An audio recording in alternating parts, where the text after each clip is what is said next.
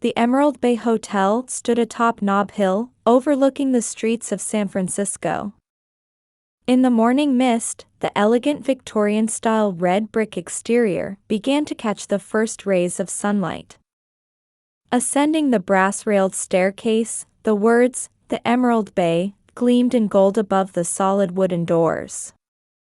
Elizabeth Green had arrived at the hotel earlier than usual.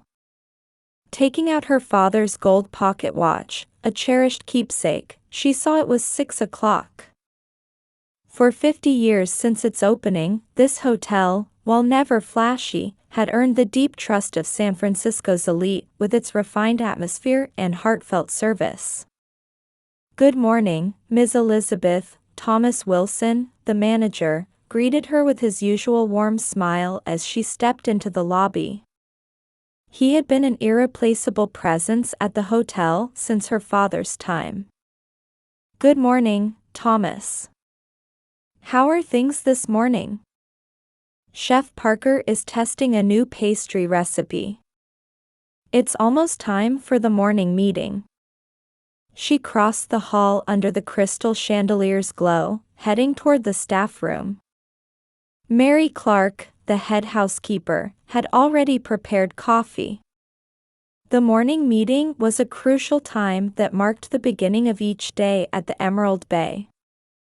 Her father had always said, "A hotel is like a big family." Elizabeth had kept this tradition alive in her heart, even after her father passed away 10 years ago.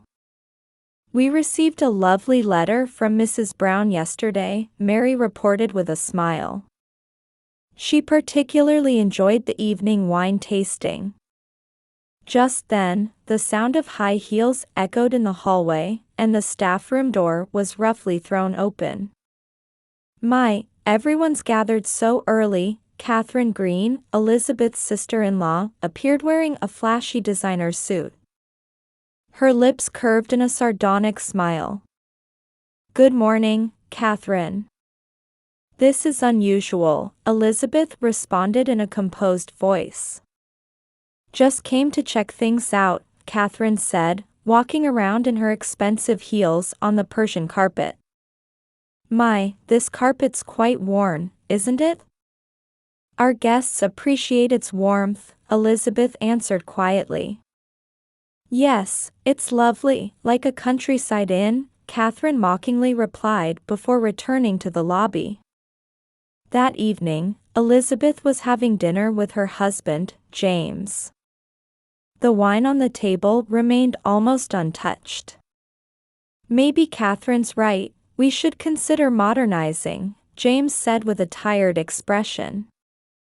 "This hotel has history, each part with its own meaning," Elizabeth answered calmly. However, she noticed her husband's eyes weren't meeting hers. As the fireplace flames flickered quietly, Elizabeth remembered her father's words. "The value of this hotel isn't just in its newness." Yes, this hotel had a soul. The countless memories recorded in the guest book passed down through generations proved that. Over 200 guests had gathered in the grand ballroom of the Ritz-Carlton San Francisco. It was the wedding day of Catherine's close friend. Champagne gold tablecloths were adorned with elegant white calla lilies, and the ceiling chandeliers cast soft light throughout the room. A live violin performance filled the air with graceful melodies. Outside the windows, a cool breeze from San Francisco Bay wafted between the skyscrapers. Elizabeth briefly thought of the warm atmosphere of her own hotel. At the Emerald Bay, every wedding was conducted with a family-like warmth. While never extravagant, they created special moments where hearts truly connected. Just last week, they had hosted the wedding of a local dignitary's daughter. The joy she felt when the bride's mother tearfully said, "I'm so glad we chose this hotel," still lingered in her heart. Elizabeth, along with Mary, Thomas, and other hotel staff, had been invited to the ceremony. Her pastel blue dress stood out with dignity among the other guests in their flashy attire. At her neck, a single pearl necklace inherited from her mother gleamed modestly. On her right ring finger was the ring her husband had given her on their wedding day 10 years ago. Back then, James would still look her in the eye when he spoke. "Elizabeth, it's been a while." Mrs. Brown, a familiar regular guest, approached her.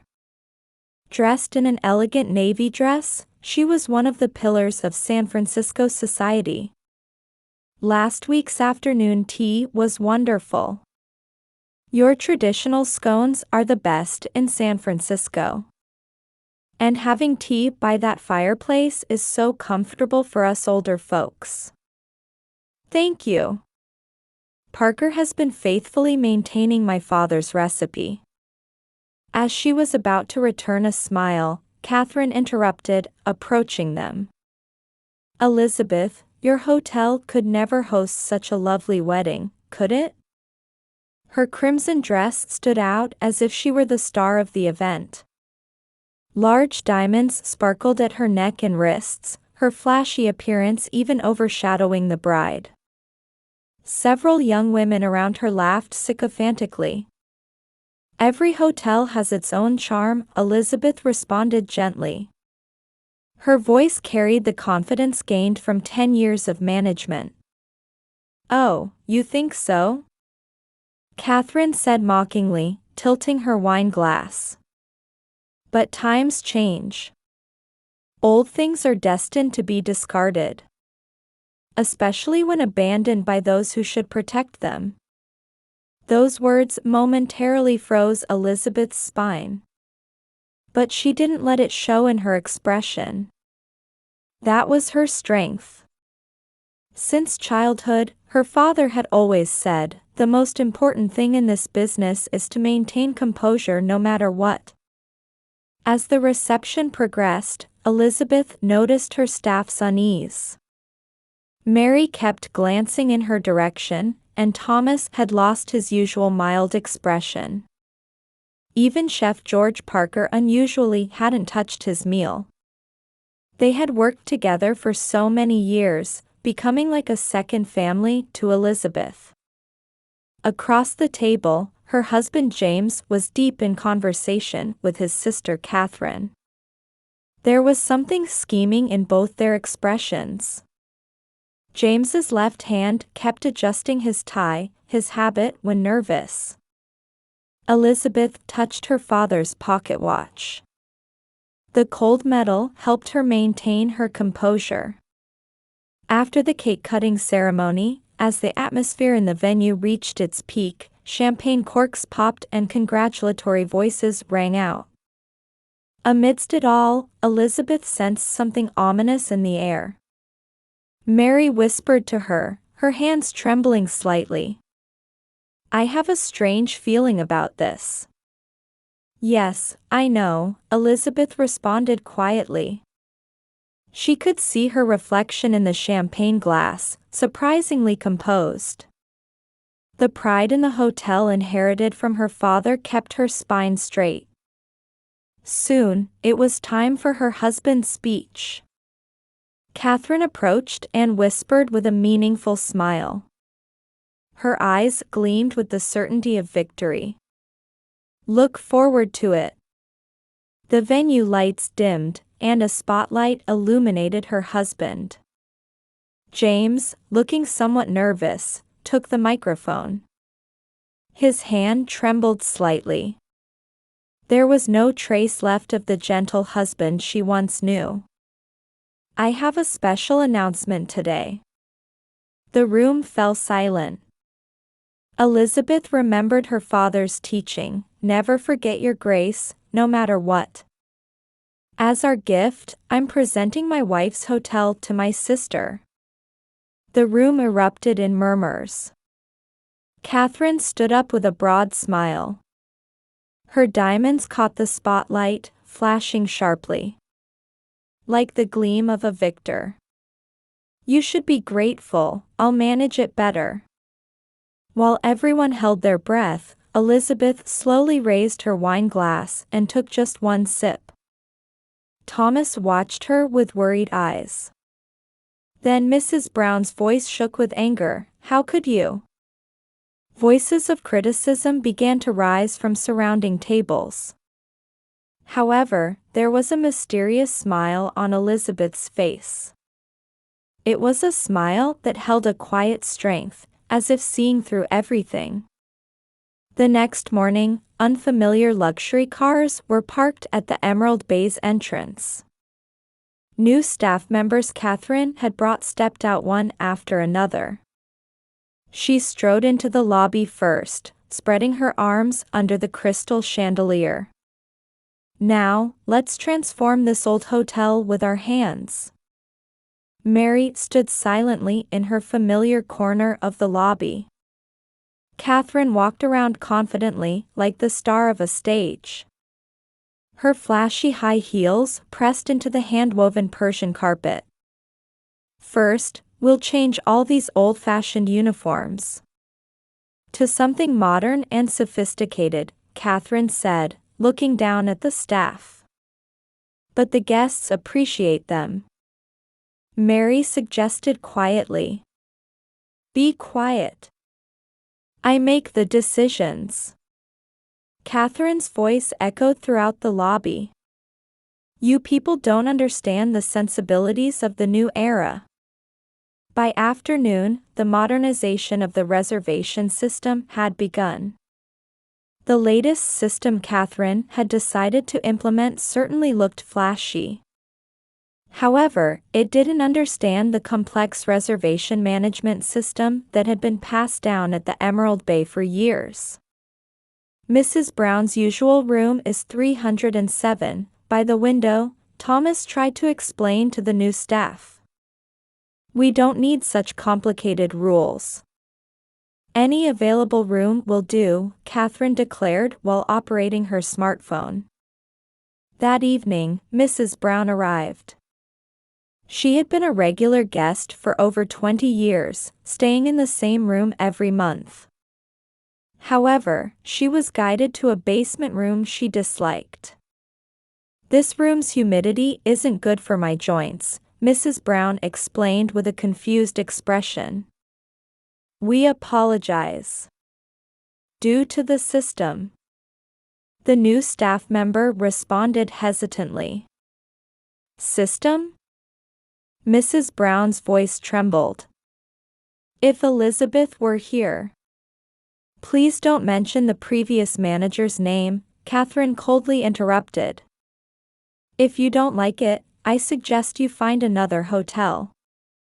Hearing those words, Mrs. Brown's face turned pale. She left the lobby silently, her back showing deep disappointment. Catherine's reforms continued relentlessly. The traditional English afternoon tea was changed to a modern style emphasizing Instagram appeal. The scone recipe passed down from her father's time was discarded as outdated. Despite Chef Parker's protests, new menus were introduced one after another. However, the newly hired chef didn't know San Francisco's ingredients. Unable to handle the famous local Dungeness crab properly, the quality of food rapidly declined. "This is no different from frozen food," regular guests' whispers echoed in the dining room. Criticism grew louder day by day on social media. On the third morning, an envelope lay on Thomas's desk. Opening it revealed cancellation letters from VIP guests, one after another. "This hotel is no longer the Emerald Bay we knew." That afternoon, Mary submitted her resignation in tears. "I'm sorry, but I can't take it anymore." Catherine showed no sign of being fazed by the situation. "It's natural for people left behind by the times to leave. We'll target younger clients now. We'll invite influencers and hold flashy parties." However, contrary to her bravado, the hotel's management rapidly deteriorated. The new staff lacked basic hospitality skills, and complaints kept increasing. At night, loud party music now echoed through the once quiet hallways. "It's like a nightclub," complaints from neighboring residents poured in. On the fifth night, the trigger event occurred. The influencers Catherine had invited removed the portrait of Elizabeth's father, the founder, from the hallway, calling it old-fashioned.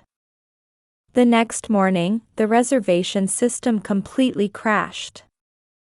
Due to a bug in the new system, all reservation data was lost. A line of furious guests formed at the front desk, and chaos reached its peak. "Leave it to me." Catherine let out a loud laugh. But her eyes were already swimming. Even her high-end brand suit seemed somehow distorted. "Whose fault is this?" she muttered to no one in particular. Could it be that person? At that moment, a taxi stopped at the Emerald Bay's main entrance. James jumped out in a panic. His face had aged noticeably in this 1 week. "Catherine, something terrible has happened." And then came the fateful 7th morning. San Francisco was wrapped in an unusually cold fog.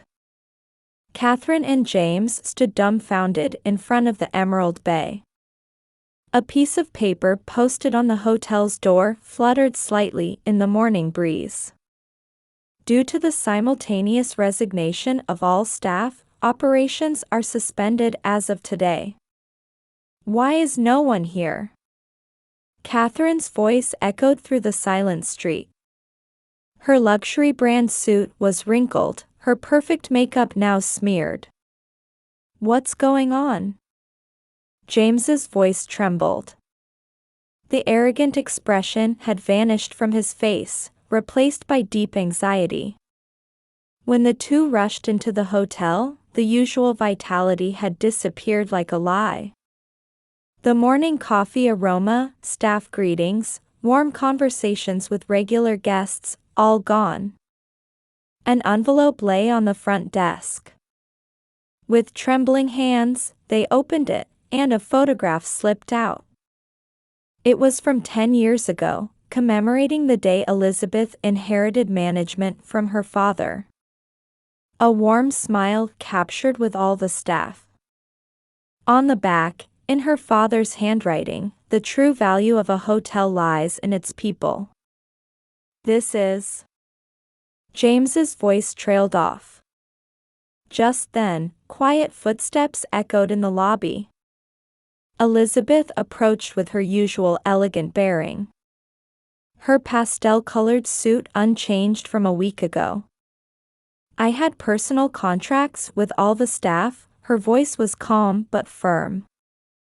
"That's impossible." Catherine's face turned pale. "They are my family. Not yours." Elizabeth slowly approached the lobby fireplace.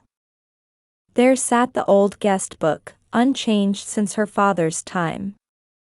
Opening it revealed careful signatures of regular guests spanning generations. "This past week, I've been preparing a new hotel," Elizabeth quietly began explaining. "I've been secretly renovating another old mansion on Nob Hill." "You mean..." James's voice trembled. "Yes.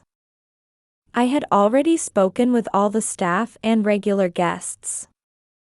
Since the day of the wedding." Like a flashback, the events of a week ago replayed in Catherine's mind. The meaning behind Elizabeth quietly drinking her wine. The staff's restlessness. Why regular guests kept canceling. All the mysteries suddenly made sense. But the ownership of this hotel. Catherine clung to her last hope. "Yes, you're right," Elizabeth smiled. "This hotel is indeed yours. But the soul of the Emerald Bay was something that could never be transferred." Just then, cheers could be heard from outside the hotel. Looking out the window, all the Emerald Bay staff had gathered. Mary, Thomas, Chef Parker, and many employees. Behind them stood regular guests, including Mrs. Brown. "The new hotel opens next week," Elizabeth said, walking to the window. "Of course, all existing reservations have been transferred there. We will create new history with Ms. Elizabeth." Thomas's voice rang from outside. Witnessing this scene, Catherine staggered and collapsed into a chair. Her expensive heels clicked emptily against the floor. "But why?" Her voice trembled. "Why didn't you protest back then?" "In business, it's important not to get emotional," Elizabeth quoted her father's teaching. "Besides, I knew. The value of this hotel wasn't just in the building." James stared at his wife, lost for words. The days when they shared dreams together now felt like distant memories. "Elizabeth, You had debts to your sister from failed investments," Elizabeth cut off her husband's words. "But you were wrong. What's important isn't the immediate cash value. It's the relationships of trust this hotel has built." Just then, police sirens approached from outside. "Oh, yes," Elizabeth added as if suddenly remembering. "I hear there was a massive leak of guest personal information from yesterday's reservation system issues. The authorities consider it a serious matter." The last color drained from Catherine's face. Her luxury brand bag fell carelessly to the floor. "This is the price of trying to change everything without understanding tradition," Elizabeth's voice rang out, quiet but dignified. Then she slowly began walking toward the lobby doors. Outside, the morning mist was clearing, and soft light was streaming into San Francisco Bay. The history of the Emerald Bay would end here. But its soul would live on in a new place. Now, let's begin our new step forward. When Elizabeth opened the door, thunderous applause erupted from the waiting staff and regular guests. 1 month later, San Francisco was bathed in soft sunlight. A new sign gleamed on a Victorian-style building even higher up Nob Hill. "The Emerald Legacy." From this location, with an even better view than the former Emerald Bay, San Francisco Bay spread out before them. In the morning mist, the silhouette of Alcatraz Island emerged. Elizabeth stood in the quiet lobby before opening. Hand-woven Persian carpets, crystal chandeliers, and comfortable chairs by the fireplace. Everything retained the same warmth as before. However, it was a new arrangement that also cherished this building's unique character. "Ms. Elizabeth," Thomas rushed in, unusually excited. "I have the reservation report. We're fully booked for the first month," he proudly announced. "Most are from our regular guests." Elizabeth smiled. While hanging her father's photograph in a place befitting the new location, she quietly said, "Here, we'll create new history again." "Yes," all the staff responded with bright expressions. Meanwhile, the former Emerald Bay stood silent. Catherine's reckless management had left deeper scars than expected. The personal information leak was widely reported, and she faced legal consequences. "This is a serious case of negligence," the prosecutor stated sternly. "It has severely damaged customer trust." Her former appearance in luxury brands was nowhere to be seen. Now in modest clothing, she spent her days in her family home's guest house. Even her former entourage had completely abandoned her. I was wrong, she whispered to the fog outside her window. Tradition, it's so easy to destroy, but building it up is so terribly difficult. Collection notices from banks piled up on her desk.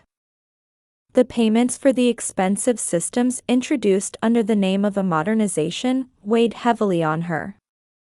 James, too, paid a harsh price.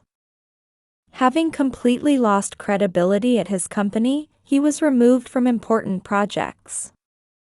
Former colleagues now pretended not to see him. The man who betrayed his family's trust, such words circulated throughout the office.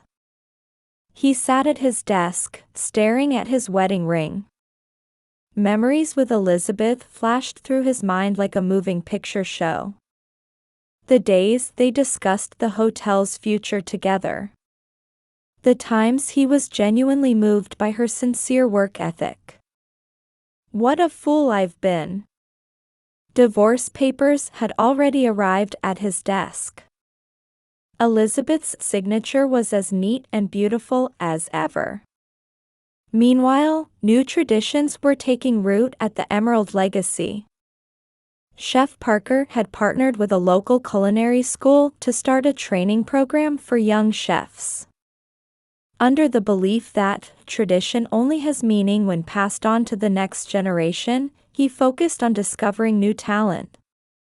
Mary worked with more enthusiasm than ever as the trainer for new staff. Our work isn't just about service. It's about building emotional bonds with our guests. That's the most important lesson I learned from Ms. Elizabeth. The morning meetings had an even warmer atmosphere than before. All staff members were bound by stronger ties, having overcome that week of trials together. It's all thanks to you all, Elizabeth never forgot to express her gratitude.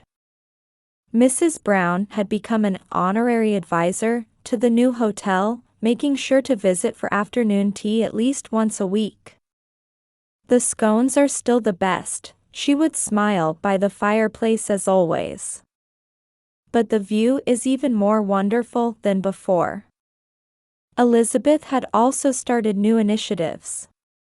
She began offering affordable wedding packages for young couples. I want more people to experience a memorable special day, she explained. Our tradition of heartfelt hospitality shouldn't be limited to just a select few. True to her words, various couples began visiting the new wedding venue. Elizabeth sometimes personally consulted with brides. Leave your special day to us. These words from her always brought reassured expressions to the brides' faces. Trust was steadily being passed on to a new generation. One day, about a month after opening, a letter arrived. It was from Catherine. Dear sister, I'm truly sorry. Looking at the apology written in trembling handwriting, Elizabeth quietly took up her pen. It takes courage to acknowledge one's mistakes. I sincerely support your new beginning. After finishing her reply, Elizabeth stood by the window. The evening cityscape was bathed in orange. This new story had only just begun. For generations to come, this hotel would continue to weave people's precious memories. Father, she looked up at the sky. We chose the right path, didn't we? At that moment, the sunset broke through the clouds, wrapping the lobby in warm light. As if it were her father's response. Ms. Elizabeth, Thomas quietly called out. It's almost time for sunset tea. Thank you, Thomas. She walked toward the kitchen with her usual graceful steps. Another day was about to begin. Above the fireplace, the founder's photograph smiled quietly.